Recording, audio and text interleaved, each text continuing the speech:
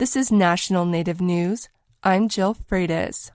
A newly filed federal lawsuit alleges 2 Las Vegas hotel casinos enabled years of sex trafficking tied to convicted sex offender Nathan Chasinghorse. The civil complaint was filed on behalf of 2 survivors and names Boyd Gaming, Station Casinos, and other entities as defendants. The suit alleges trafficking occurred at properties including Cannery Casino and Hotel and Santa Fe Station Hotel and Casino between 2014 and 2022. According to the lawsuit, Chasinghorse used his position as a self-described spiritual leader to manipulate and control women through coercion, isolation, and threats of violence.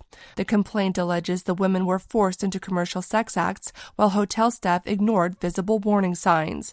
Attorney Alex Marcinko represents the survivors. People like Nathan Chasinghorse don't operate in a vacuum. He doesn't exist without other entities allowing him to. The lawsuit alleges hotel staff repeatedly rented rooms to Chasinghorse despite signs the women were being controlled and exploited. It also claims the hotels financially benefited from the repeated stays. There was obvious signs of the torment that these women were undergoing at these hotels, and nothing was done. The hotels were glad to take the profits from Nathan Chasinghorse staying at their hotels and casinos, all the while that these women were suffering. Chasinghorse was convicted earlier this year on sex trafficking and sexual abuse charges and sentenced in April to 37 years to life in prison. The lawsuit was filed under the Federal Trafficking Victims Protection Reauthorization Act, which allows survivors to pursue civil claims against businesses accused of knowingly benefiting from trafficking ventures. Marcinko says the case could also raise broader questions about accountability within the hotel industry. This is a problem all across the country, and it's not just Las Vegas, and it's not just in this case. The hotel industry turns a blind eye to the human suffering in sex trafficking. It happens far too often. The lawsuit seeks damages for the physical, emotional, and psychological harm the survivors say they endured. Mount Edgecombe High School in Sitka has a unique program that brings Alaska Airlines employees, known as Glam fairies, to help students from villages across Alaska get ready for prom. KCAW's Hope McKinney reports. For the past 14 or so years, volunteers with the Prom Prince and Princess program have helped Mount Edgecombe students get glammed up for prom.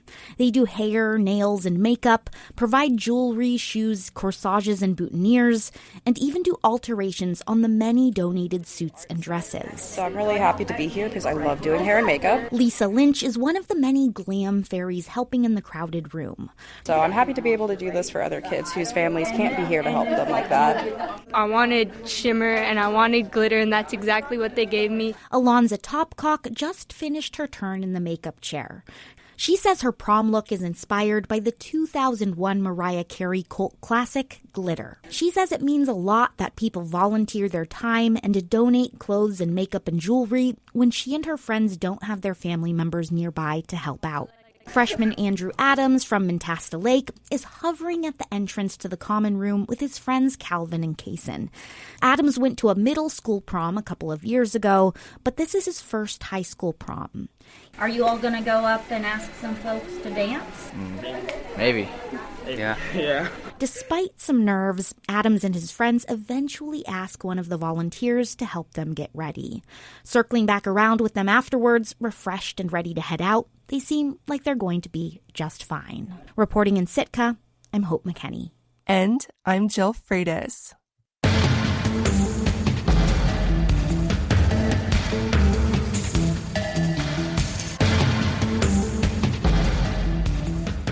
National Native News is produced by Kawanak Broadcast Corporation with funding by the Corporation for Public Broadcasting. Tribal Development Partners, helping tribes build toward their goals through 105L leasing and essential facility development, empowering sovereignty, strengthening community. More at tribaldevpartners.com, proud supporters of this show.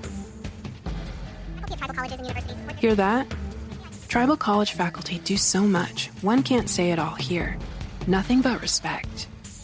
Visit mostthoroughdjobdescription.com.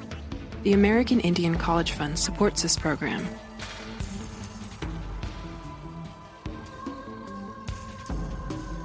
Native Voice One, the Native American Radio Network.